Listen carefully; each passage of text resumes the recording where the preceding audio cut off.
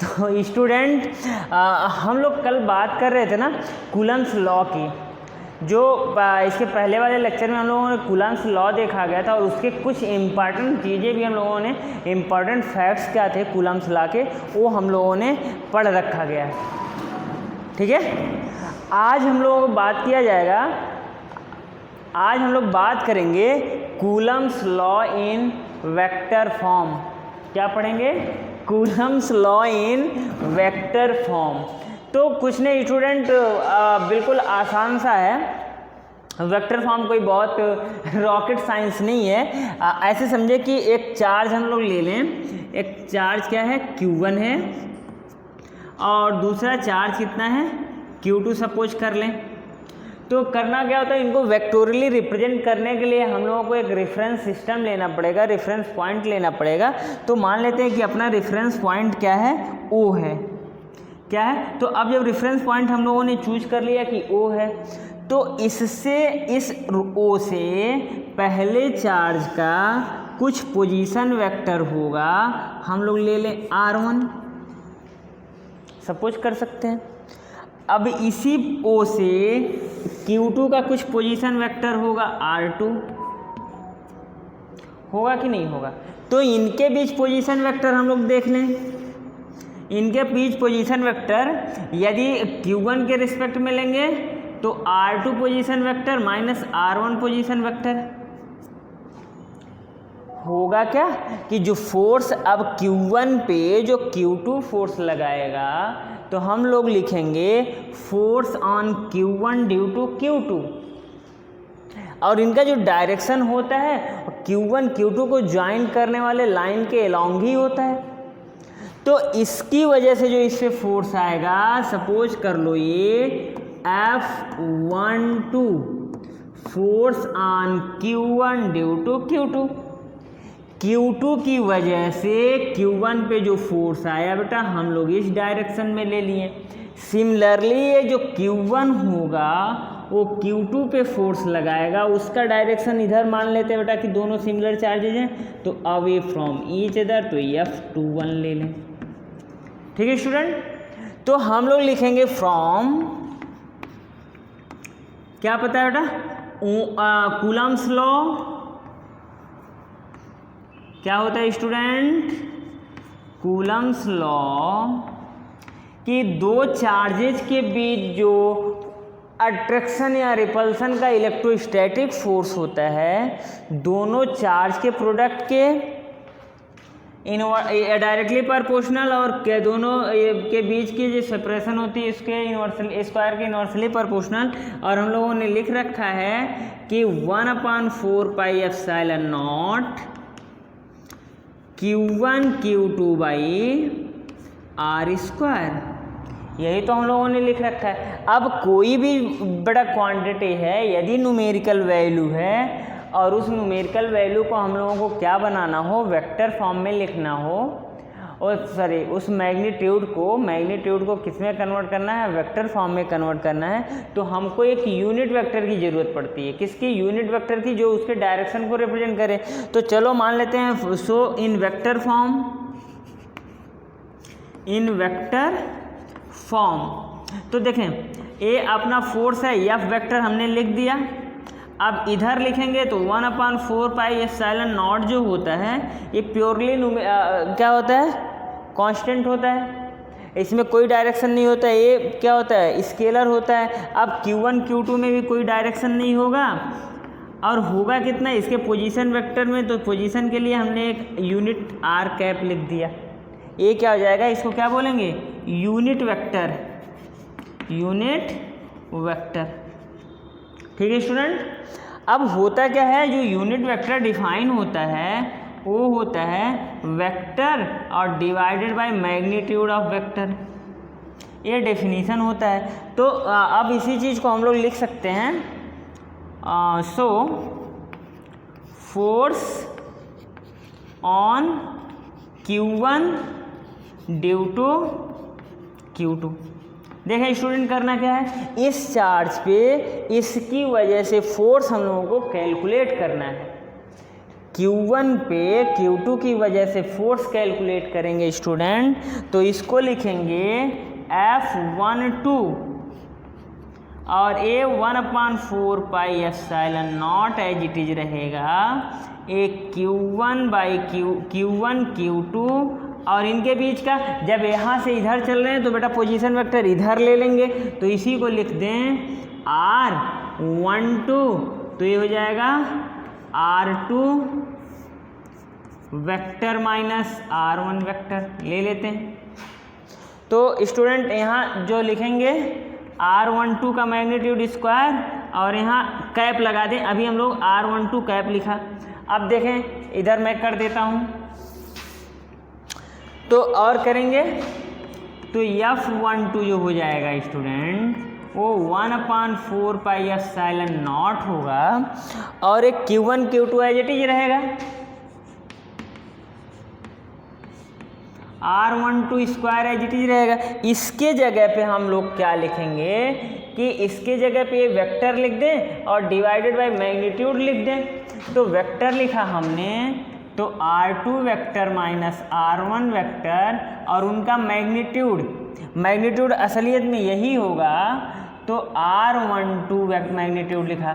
ए भी मैग्नीट्यूड था student, multiply हो जाएगा, क्यूब हो जाएगा, तो ये कितना आ जाएगा 1/4 pi epsilon not Q1 into Q2 R12 cube हो जाएगा। और इसको लिख देंगे R2 vector minus R1 vector. Clear है स्टूडेंट? पहले चार्ज पे जो हम लोगों ने फोर्स निकाल लिया, पहले चार्ज पे जो फोर्स आया वो 1/4 pi epsilon not Q1 Q2 by R12 cube R2 vector minus R1 vector. Direction इधर ले लें। Similarly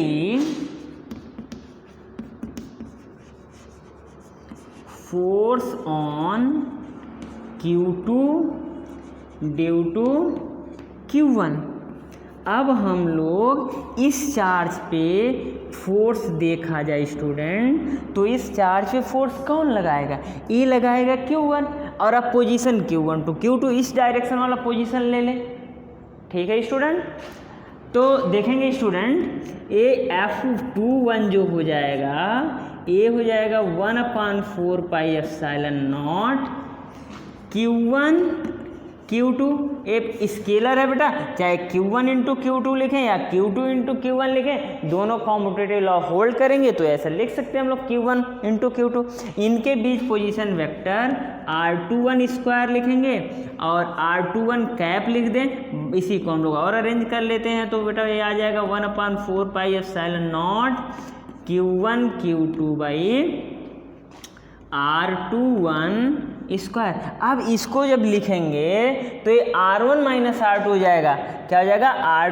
R1 vector minus R2 vector. Clear student? और मैग्नीट्यूड क्या हो जाएगा? R21। अब देखिए इसका मल्टीप्लाई होगा तो स्टूडेंट क्या हो जाएगा? F21 हो जाएगा 1/4 पाई एप्सिलॉन नॉट और क्या हो जाएगा? Q1 Q2 ये R21 क्यूब और ये R1 vector minus R2 vector. अब देखें स्टूडेंट ये इंसान जो होता है बहुत स्वार्थी होता है, फिजिक्स वाले खास करके। तो स्टूडेंट अपना स्वार्थ क्या करें? यहाँ से निगेटिव साइन कॉमन ले लें। स्टूडेंट क्या करें? यहाँ से निगेटिव साइन को कॉमन लेंगे तो देखें ये आ जाएगा, पहले आ जाएगा माइनस, पहले आ जाएगा ये 1/4 पाई एप्सिलॉन नॉट और Q1 इंटू Q2 और ये R21 क्यूब ये R2 vector minus R1 vector आ जाएगा। स्टूडेंट देखें ध्यान से। चले तो चलिए हम यहाँ कर देते हैं। मेरे पास यहाँ जगह है तो इसी चीज़ को और अरेंज करके यहाँ लिखते हैं। तो स्टूडेंट लिखेंगे क्या? F21 वेक्टर जो आ जाएगा माइनस रहने दें 1/4 पाई एप्सिलॉन नॉट। अब होता क्या स्टूडेंट कि जो R12 है, R12 का जो मैग्नीट्यूड होता है R21 मैग्नीट्यूड के इक्वल होगा। स्टूडेंट चाहे इधर से यहाँ जाएं या यहाँ से इधर जाएं, पोजीशन का जो मैग्नीट्यूड होगा, जो डिस्टेंस होगा वो नहीं चेंज होगा। क्या नहीं चेंज होगा? मैग्नीट्यूड नहीं चेंज होगा। क्या चेंज होगा? डायरेक्शन चेंज होगा। तो डायरेक्शन तो यहाँ हमसे मतलब नहीं है, तो इसी के जगह पे हम लोग क्या लिख सकते हैं? Q1 Q2 by R12 cube R2 vector minus R1 vector.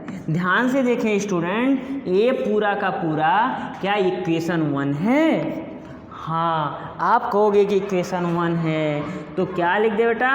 F21 is equal to minus F12 या और F12 is equal to minus F21।